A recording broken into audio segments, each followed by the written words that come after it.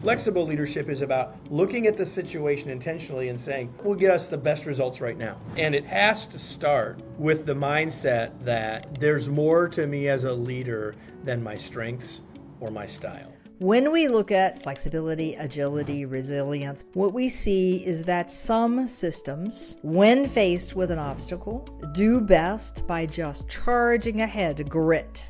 If you're thinking about what's the best way to do this, and your answer is, well, it depends, stop. What does it depend on? And then adjust based on that. Am I going to insist on having it the way I want it? Or am I going to let somebody else win one? And it might not. There is no growth in comfort and no comfort in growth. Yet the big leaps are how careers are made and how businesses excel. So how do you master not knowing at all or feeling like an imposter? How do you have the conversations that lead to trust and, of course, excellence? How do you take charge of the things that you can control? How do you thrive outside your comfort zone? That's what this podcast is about. I'm your host, Wanda Wallace, and it's time to get out of your comfort zone.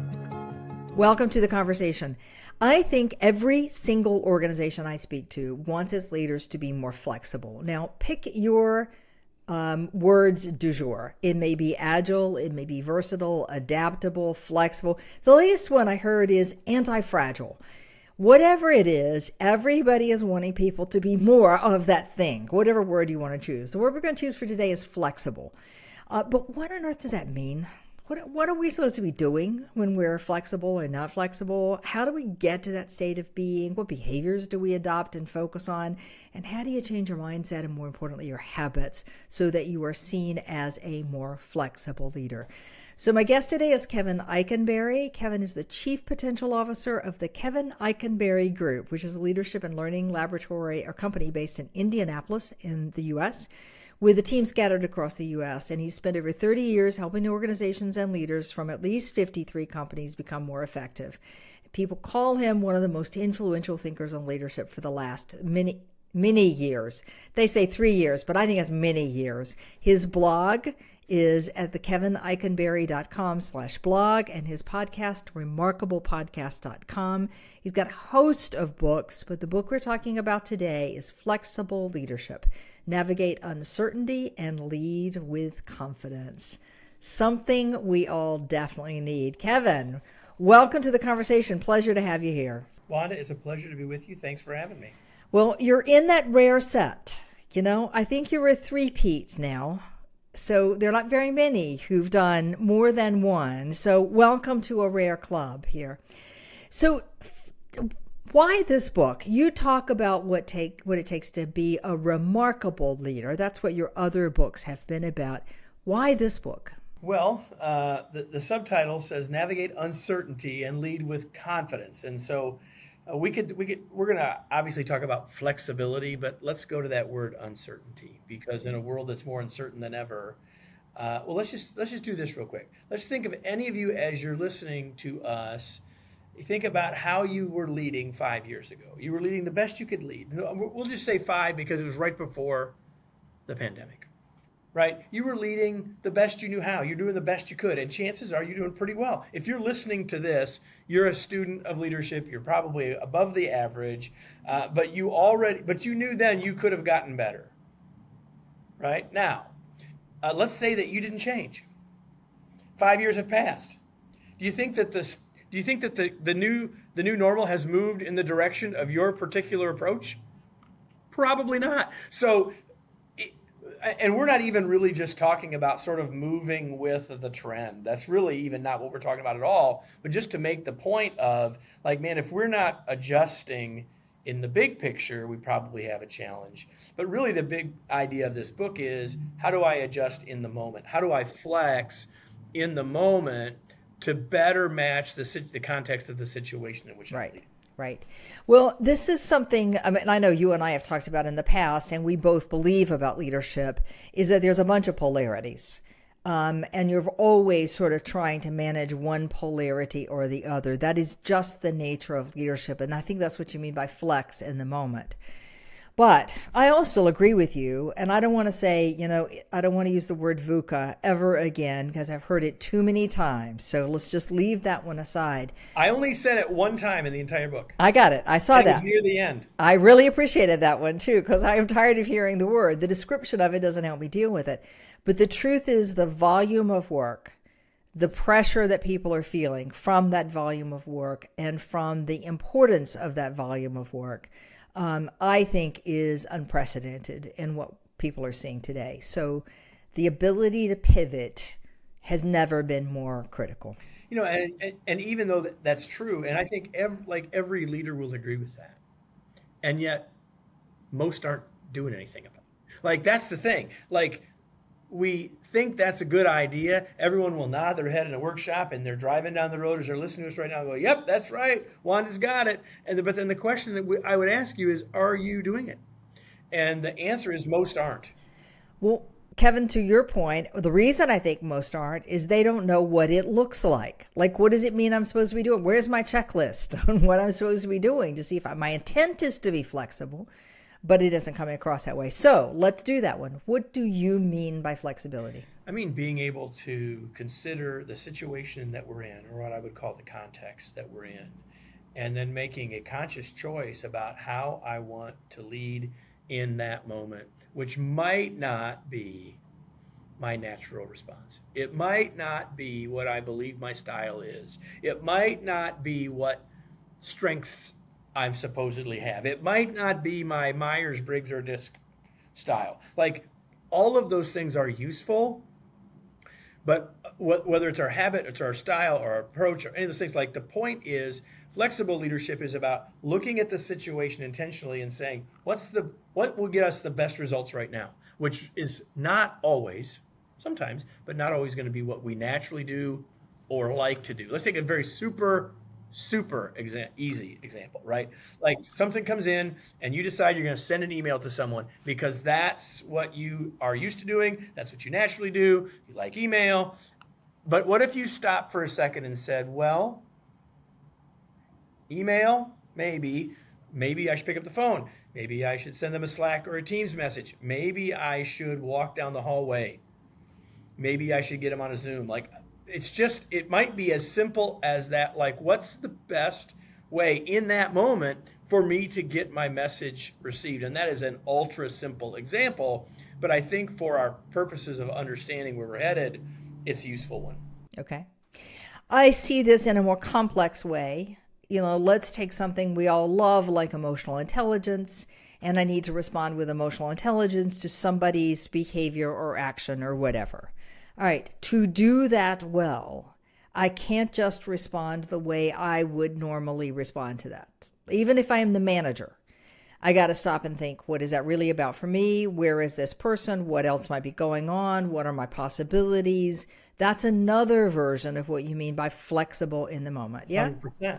Like, and more, like what's my relationship with that person? How long have they been here? What's the comfort level? What's our trust level between us?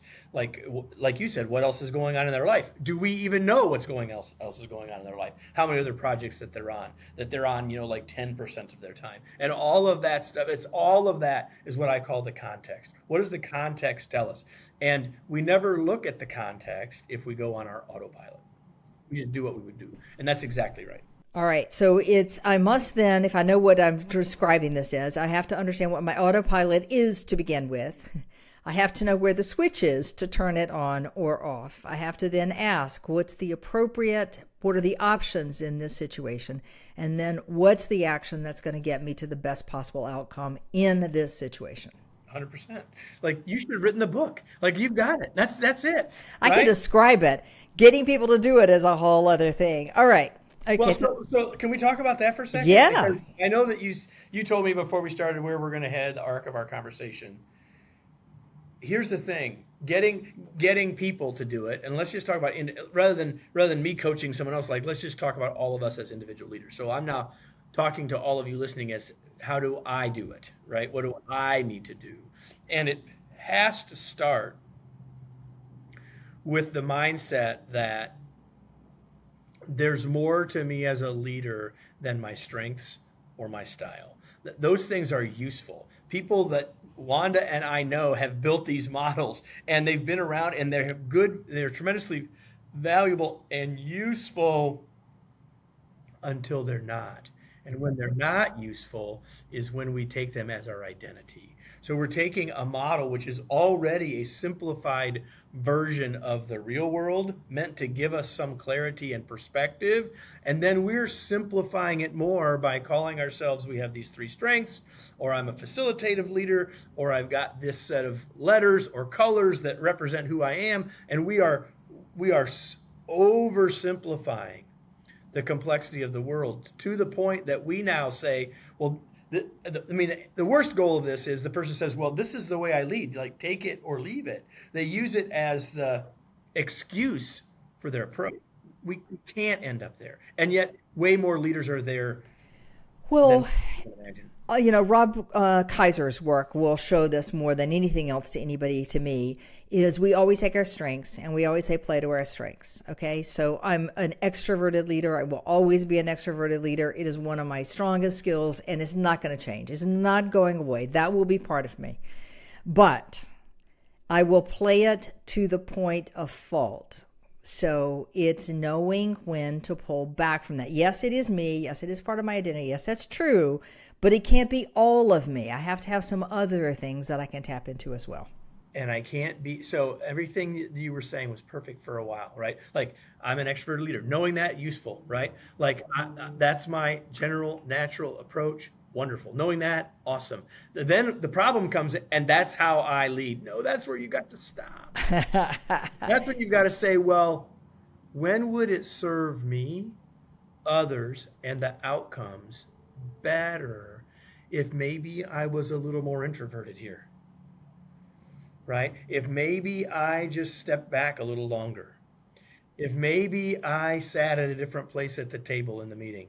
Like, I mean, I could go right on down the list of 100 things, right? Like, and that just means we've got to start by saying, in this situation, right? Maybe it's fine for you to be an extroverted leader on your team of peers, but maybe with your team, you need to dial that back because you have a whole team of introverted folks, or you've got a whole bunch of extroverted folks, and now it becomes almost like a shouting match. Like we've just got to be thinking about all of this, and that's really a big point in this book. All right.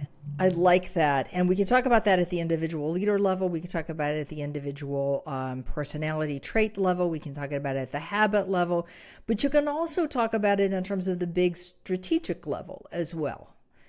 So, I think the way to growth is this path, but it's being open to, is that the only way to get the growth, or is there something else that I'm missing in this moment at this period of time?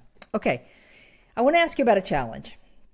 A pondering challenge I have always on this question of flexibility. So when we look at flexibility, agility, resilience, put in whatever your favorite word in that is, what we see is that some systems, whether they're human systems or biological systems or organizational systems, when faced with an obstacle, do best by just charging ahead, grit.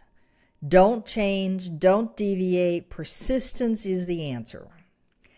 And some systems, some people, some contexts, so on, do better by being able to change with the wind. So that isn't working fine, let's pivot. The question is, how the heck do we know when I'm supposed to persist and when I'm supposed to bend? So in the book, I've leaned into the work of Dave Snowden, and he and others, but he's the original initiator of this thing called the Cynefin framework.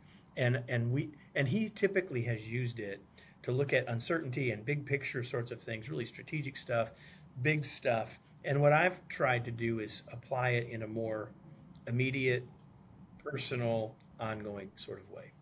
And basically, here's the idea. Like if I put you out in the wilderness and I say, your job is to get out, the first thing you would say to me is, well, where's my map? And so the Cynefin framework is the map that I'm suggesting we use to have a sense of the context that we are in, right? And so whether to use the example you're describing, like should we persist, should we lean into grit, or should we shift, pivot, etc., depends a lot on what's the context of this situation, right? If the situation is clear, where the knowns are known, where the cause and effect are known, where even we know that maybe as a leader or as a team collectively, like we have the answers, like then we can probably just persist. We can keep trying. We'll probably work through it. We'll probably there are best practices. There are processes we can follow. We can dive into Lean and Six Sigma. We can figure it all out. Awesome. And that's all really, really good, but the whole world is not that. Like the whole world is not that. So there are four, in this framework, there are four domains, if you will: clear, complicated, complex, and chaotic. And most of you are saying, oh yeah, well, Kevin, if we're not clear, well, we're in chaos. Like my organization is in chaos all the time. And I would suggest to you, based on the framework, not really very often. Like we used to live in clear, and we still have some stuff that's clear. And occasionally we're in chaos. Like I happen to be in a client location today in Houston. And so here's an example of chaos. If all of a sudden here comes a hurricane, and I work in a plant of some sort, like a whole bunch of, like we don't know when it's going to hit, where it's going to hit, how it's going to hit us, what it's going to mean, but we have to make decisions right now. And in that moment, as the leader, people are looking just like someone decides something. They're wanting us to do that.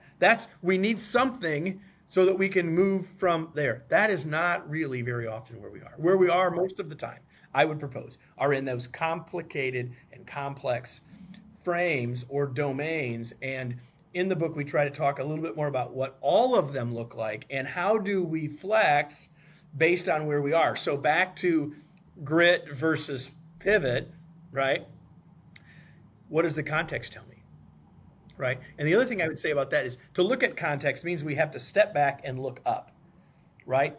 I often tell leaders that as leaders, we need to have a bird's eye view of things, which means if a bird is looking at a forest, they can see all these individual trees, how they're connected, how they are situated, and what they are. But if you're a worm, and I am not suggesting that your individual contributors are worms, but if you're a worm and you're looking at the same tree that the bird is looking at, it looks very different to you.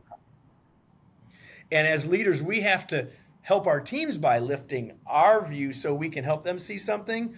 And the idea of sense making is in part about looking enough to see, like, where are we really? Then we can decide. Like, and it's even, it's not grit or pivot, it's how much grit and how much pivot. And like, that's not one of the flexors in the book. But I say in the book that, and we list 19 of these, and I say, once you get this, you'll see them everywhere, right? So we end up asking ourselves questions all the time as if in false dichotomies, as are we going to do this or are we going to do this? When the right answer is, how much of each do we need to do? Which direction should we lean? Which might not be where we would naturally want to lean. Yeah, I like that. How much of each do we need? Because at some point in the day, they have to be in some order of balance, I believe. Yeah. It's a both and world, not an either or world. And so that means, are we supposed to be consistent or are we supposed to be flexible? Yes. Do we need compliance or commitment? Well, most people would say, well, I want commitment. And I would say, well, there are times all you need is compliance. And if you try to get commitment, 100% commitment all the time, it's not going to be time. Your best option. You may not need that. And so we can have a lean, but what does the situation tell us will serve us, our teams, and our outcomes best? It reminds me of Phil Hodgson, Randy White's old definition of leadership. It's trying to get the best possible results in the shortest amount of time with the greatest acceptance. It's kind of like that constant compromise solution that I think is, it's where you're driving at. What is it in this situation that's going to get us the closest to where we need to be with the most people on board with it? So the way I would frame that, rather than compromise, is manage the tension. right? I mean, we're saying the same thing, but I think language matters, right? So what I would say is there's a tension between, and my words here would be outcomes and others. There's a tension between the outcomes we want to achieve and those who are doing it and how we support them and have them, all that. Like there's a tension, there's always a tension between those things. And much of the conversation about, for example, where people are working now, and all of the iterations of that we've had since the end of the pandemic has all been about a tension between outcomes and others. And so the question is, where do we lean, recognize that both of those are important? Yep. Okay. That's the essence of this book. Great. All right. I want to know more about the flexors. But how do you get somebody to the place? So there's the first recognizing the tension that exists. So the either ends. But how do you get somebody to a place where they are prepared to say, yes, I might naturally lean towards the outcome. How am I going to lean a little more towards the others or the other side of this tension? Is it just a matter of recognize it, or are there other steps in this process? Well, the biggest piece of it at the end of the day is recognizing that that's even desirable, right? So we go way back to the beginning, right? If I see the world as either or, if I see the world through the lens of this is my strengths or this is my style, like if you were there, none of the rest of this conversation is going to matter, because they're like, this is what I do, this is the way I do it, this is what I've been successful doing, and for the most part, I'm not going to deviate from that. I'm working on habit, automatic pilot, system one thinking, whatever you want to call it. And so the first thing is recognizing that the world isn't as simple, that the world of work isn't as simple as a machine, and that there's not just a machine thinking way to think about it, but there's an organism way of thinking, a biology way of thinking about it. Like it's that, and it's really realizing that the world is more likely more complicated and complex than we'd like it to be. So it's like, I may not like that, but that is like we have to sort of say, yep, that's the world. Because if people's mindset doesn't get there, none of the rest of this conversation is going to matter, right? So I'm suggesting that we have, as complex as leadership already is,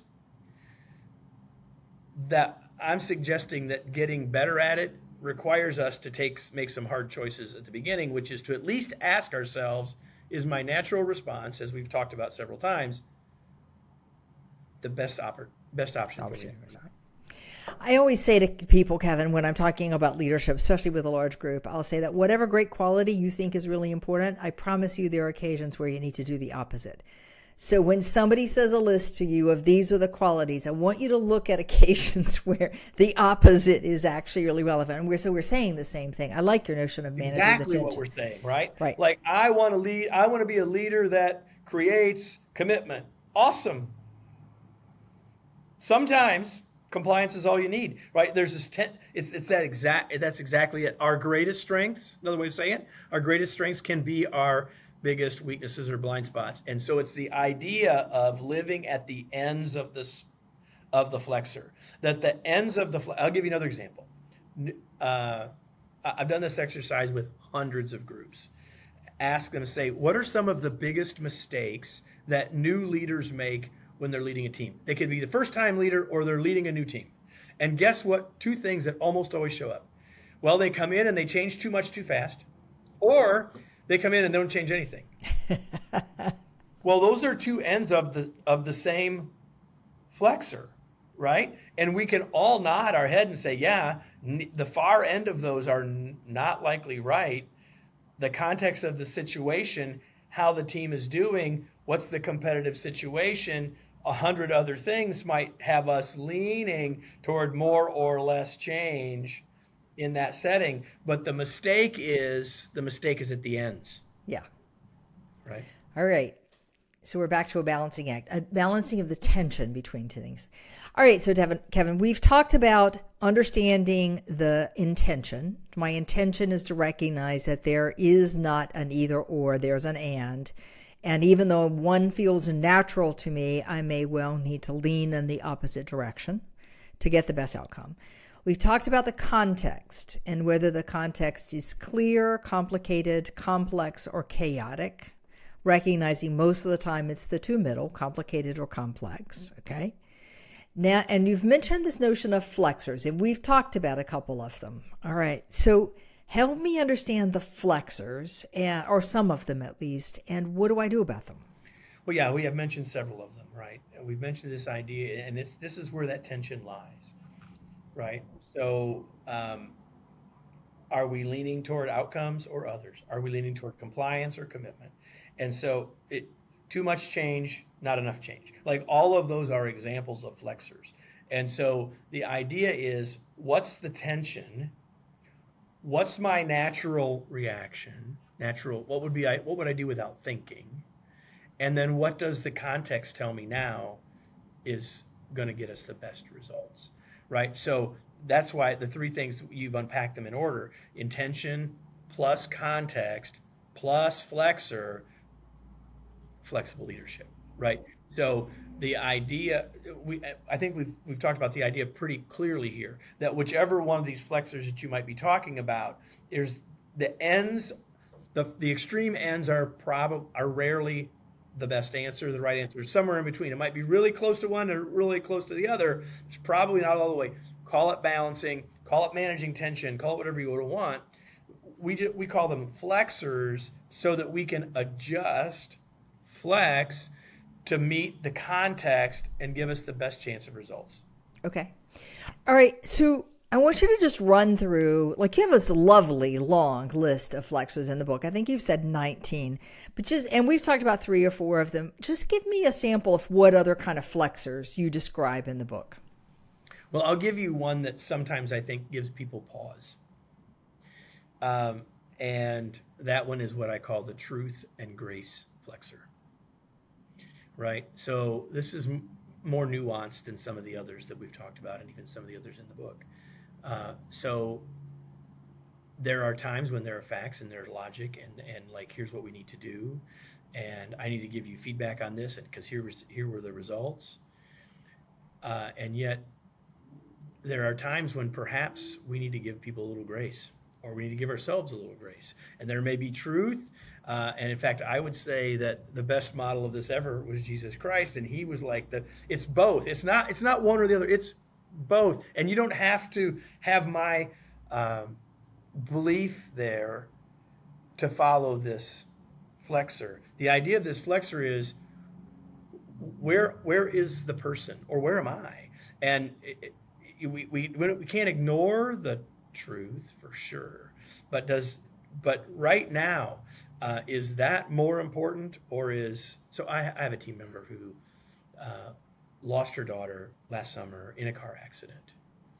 Okay, so I think it's safe to say that the better answer for me was to lean more towards grace with her for some period of time. And I think that's a big example. And most people say, well, sure, but yet we probably all know leaders that's sort of like, okay, we got past the funeral, we're going to go right back to where we normally are. And I would suggest, for me, in our situation, that wasn't necessarily what I chose to do. I flexed. It was the best approach to meet the needs of our team and of the member of our team. And so that's an extreme example, but it gives you an example of thinking about, what's the situation telling me? My dad would have said, don't check your brain at the door. But if we only go on autopilot, we sort of are checking our brain at the door. We're not using our brain. We're just doing what comes automatically. Right. I'm thinking about a leader that I have just recently coached, where there's a division underneath her that, and she's made some very clear rules about how each of these divisions are going to operate and not operate. Okay? Very, very clear rules, with good reason and with good intention. But there's one division that can't quite meet those for legitimate, verifiable reasons. And it's not like there was a personal tragedy. It has to do with the physicality and location. Okay? All right? And it's legitimate. So now, and the leader you're coaching recognizes that legitimacy. Yes, recognize it legitimate, struggled with but I set the boundary on the truth side. This was it. No, no, I'm not letting other people off the hook, etc., etc. Knowing at the same time that some grace was needed, and struggled to square those two. Like if I give grace here, am I expected to give grace in every situation? And I can't do that. I got to hold the line. Like now Exactly. you all are hearing the tension here, right? Keep Right. going. Right. So, with this particular leader, what the conclusion came down to is that grace was justifiable. And grace was justifiable because there are extenuating circumstances. And that you would apply those extenuating circumstances to another division struggling with the exact same kind of parameters. So it is, yes, I'm still they're just holding. not making the number, right? Exactly. Or they're not doing it the way I laid out that they were going to do the path. Or they're not on deadline the way I laid out that they would be on deadline. I mean, a whole host of decisions you can imagine that you've made for a variety of reasons. At any rate, it's the stopping to reconsider. And I would not argue in this place that either side was the ultimate answer. I just think you have to pause and say, is it the truth side or the grace side? And here's the thing, and that's a great example. Here's the thing. This is nuance. And so many leaders like, well, just tell me what to do. Like they'll come to us, you'll come to you or to me, or you as a leader will have people come to you and say, just tell me what you want. And you can say, well, I could just tell them. Right? But that might even be what they're asking for. But the other end of that flexor is asking, or the other end of that flexor is discovery. And so, that example is such a good one. And we don't have to know, and none of us have to know any more than what you shared with us for us to see it and to feel it. And what I want to say to everyone there, and I'm really glad now that I picked that one because you shared a really good example. The thing I would say is, you don't have to apologize for flexing. And not everyone might 100% understand it. But you do owe it to folks to help them see a little bit about how you're making the sausage, right? A little bit about the thought process. Because here's what happens when you do that. You build trust. You build trust with the team because they realize, even if maybe they don't love that, if they're in one of the other divisions that's not getting any grace, they will come to realize that you are being thoughtful, you are being intentional, and that you really do want great results with and through others, right? That to me, that's my definition of leadership: reaching valuable outcomes with and through others. And so that example is showing that. And us being willing to flex, there are leaders that say, well, people just want me to be consistent. I said, what people want you to do is be real. And there are things to be consistent on, and there are a whole bunch of things that we can flex on, the kind of things that we've been talking about today. Right. Well, one of the things that I said to this leader is, whatever you do, you have stood in your entire turnaround of this business on transparency. So you have got, whatever decision you make, you've got to be transparent about why you've made that decision, and willing to entertain transparency from other places where that might be appropriate. Like, if that because I would argue in her particular circumstances, that moves the entire organization 2 steps closer to where she wanted to be, as opposed to the resistance and the insistence and the, we fall short of it. Okay. At any rate, I can give you another one. I don't know if this is, I don't know all of your 19 in your book. I've read some of them. I'm super impressed with a long list of them because there's quite a few in there and they're pretty powerful ones. But another one that I see routinely is this notion of the flex between, am I going to insist on having it the way I want it to have it? Or am I going to let somebody else win one? And it might not be ideal, but I'm going to let them feel good about the win. Well, here's the thing. There's a lot of things that are subjective at the end of the day, right?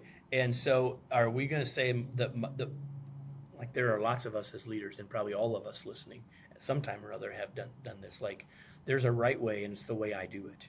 Like I've done this 112 times, and so that's how I want you to do it, right? And I want to say two things lovingly to everyone who's listening. One is, um, well, I'm going to start by saying this. When you first learned it, you now do it differently than when you first learned it. And if you force people to do it your way, there's no chance for further improvement. So that's the first thing I'll say. And the second thing I'll say is that in a world that isn't just black and white, clear context, right? There are a range of possible answers, right? Like we don't want someone else to take an approach that's going to make someone unsafe, do something illegal, do something immoral. Like obviously there are some boundaries here, but at some level, and we need to provide a safety net, psychologically and physically, for people around this, so we don't want them to fail, and failure shouldn't be fatal. I don't literally or figuratively, obviously, but my point is that if we have to let go if we want things to get better. And the other thing I will say is the longer it's been since you were in that spot, the less likely all of your expertise is perfectly valid anymore. That was hard for us all to take. That is hard for us to take because it's years of developing that expertise. And so, wow. I know, but that's what we hold on to. And in many cases, that's why we got promoted. That's why we're in the seat we're in. It's because that experience, that track record. Or at least that's what we think. That's what we have in our head. So how could we let go of that? And I'm saying maybe sometimes you can't, and I'll even be very tactical now. Like if you are going to delegate something to someone, which is fundamentally what we're talking about here, what most of us do is say, I need you to do this, and you do it. You do this, you do the 7 things. And you give them the how expectation, which is exactly how you do it. But if instead you would start with the what expectation, what is this? And the why expectation, here's how this fits into something bigger, bird's eye view. And the who expectation, who's going to use the output of this work? If they have those 3, guess what they're naturally going to say? Wanda, what's the best way for me to do this? But if we start with, here's what I need you to do this, and this, these 3 people, these 3 times, then all I'm doing is trying to make sure I get down exactly what Wanda said, and there's no way I can succeed as well as you have, because you've done it 641 times. Right, and I say there's no way I remember. If you're telling me to do that, there's no way I remember what you said. Then I'm just trying to follow rules, and that doesn't work. Right? It just doesn't work. And there's another level to that too, because you've done it so many times that there's stuff that you just know, like the profound knowledge stuff that you don't even say. And then when people don't do it the way you want it, you're like, well, why didn't they do that? Well, if we give them the why up front and they've got that bigger picture, then they're more likely to say, oh yeah, there's a gap. I don't quite know why she did that, but now I can either figure that out or I can ask her. But if you just give me the list of steps, even if we're talking about a senior leader, if all you do is give me steps, I'm missing so much about how I can bring who I am and my expertise and my commitment to the table. Right. Kevin, I can't resist. I had a funny personal story recently. So there's a Japanese friend here in New York City who always wanted to learn to bake a cake. She sees baking a cake from scratch as this big, enormous task that is way beyond her capability. We're not talking about starting with a box. We're talking about just the ingredients. The flour, eggs, sugar, the whole thing, right? From scratch. I grew up with this. This is what we always did. Like how hard is baking a cake? You follow a recipe. It says 1, 2, 3, 4, and it's written down for you. The sequence you do it in, the quantity you do it. It's as detailed as you can get. Kevin, I start with this, guiding her through the recipe, and realize there's 20 things that are left out that I just have as tacit knowledge. I hadn't even thought. Oh, right, you're right. When you measure a cup full, you have to level it, not heap it. It's not written in, but it's true. Anytime, this is a trivial, crazy example. No, this is a perfect example, because that's the stuff. there's 20 things that we just know that how could they know? That's it. It's a perfect example, actually. I'll probably steal it. It's a perfect example. Exactly. But I go to do something that I've done so many times, especially in our work worlds that are way more complicated than making a cake. And the instructions are never as clear. And by the way, they've changed 15 times since the instructions were written down anyway. And then, so I need people to be able to think their way through it. And the context may have changed since you last did it. And so even if you give them everything perfectly how you did it, again, if it's not a clear context, that best practice still may not quite be right. So I used to do this exercise in workshops where I've done it for different purposes, where I give everybody bread, a knife, a plate, peanut butter, jelly, and I say your job is to make a set of instructions to make a peanut butter and jelly sandwich. Well, first of all, not everyone in the group can decide how to do it because they all have a different way of doing it. And so that's the first lesson, which is, again, so like if there's 5 ways, does it have to be cut? Does it have to be cut diagonally? Do you have to put the peanut butter on one side and the jelly on the other? Some of those things are personal preferences, and it goes back to our earlier point, like maybe it just doesn't matter. Do you have to wipe off the knife before? Can you put the peanut buttered knife into the jelly? Some people are like, no. Some people are like, who cares? Like, some people care. And like, where are those boundaries, and where are those, like, just let people make a sandwich? Yeah. We're going off track here. I have an exercise I've done with teams for years where one group has a set of blocks, a puzzle thing, and they have to write instructions for the other group to put the puzzle together. Okay, classic example. Same thing. It's never clear. They have them take the instructions and they can't make a sandwich. They want to make their own list. Follow these instructions exactly, and you get some sandwich. You don't get a sandwich. Oh, like you get a jar of peanut butter sitting between 2 pieces of bread. We could talk about this one for forever. All right, so let me come back to our key point here on this one, Kevin. Is the notion is that wherever my preferences lie as a leader, whatever I feel like is right, there is another end of that flexor that I want to consider. I want to start by looking at, and I have to have the intention that there could be a better alternative in this situation, in this context. I'm looking at the context in terms of how clear is it, how complicated is it, how complex it is, how chaotic it is, using Snowden's original architecture on that one. The more we go up that scale, the more flexibility I probably need. Can debate about that one as well. Well, but I guess we just say, like, if it's a clear context, and if you've had general success as a leader, you probably won't mess it up too bad if it's in clear. But it's in the others where it really begins to be a challenge. Well, it's also true in chaos. Sometimes we don't care, just make a decision. Any decision moves us forward, and it almost doesn't matter which one. So when you use that example at the very beginning. We can't stay there forever. Right. Right? We can't. We hope to get back to complicated or complex, but at any rate, in the complex and complicated, I'd swear I've got to be most careful about looking at the flexors. That there are lots of these flexors where the point is to balance the tension between the two and to say where on this flexor is the best place for me to be for the people, for the results, and given what my bias is naturally towards doing. And listen, sometimes your natural bias, natural tendency, auto response is going to be just fine, right? And sometimes it's not, and that's where we need to be able to flex. That's where we need to be flexible. Okay. All right, and a lot of this is an intention, and it's a habit. So give me like 2 or 3 tips to make this a more effective habit. Well, we all know, we know that we've learned a lot as humans. I mean, societally, we've learned a lot about habits in the last 15, 20 years, and there's been some great books written about it, including James Clear, who I reference in the book. If you haven't read Atomic Habits, you should, because it is clearly the best-selling book on this whole area. It's not the only one. It's excellent. There are others that are also good. The point here is we have to know what's the cue that says maybe I want to do something different, right? And then there's several steps after that. But that's why, for our purposes, I would just say this.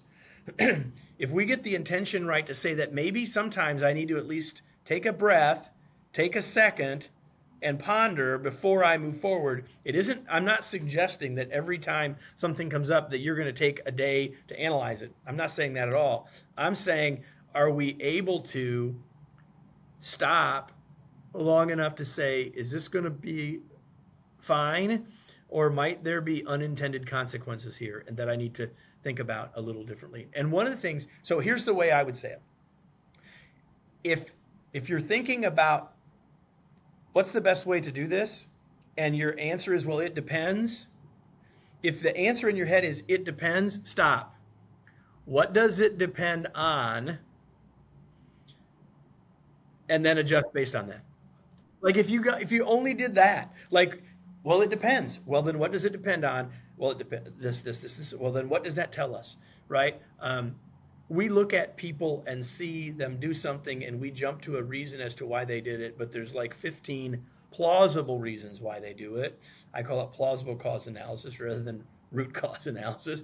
And so, like, all I want to do is, well, it could be this, or this. What option could I do that would impact positively many of those choices? Because I still don't know why.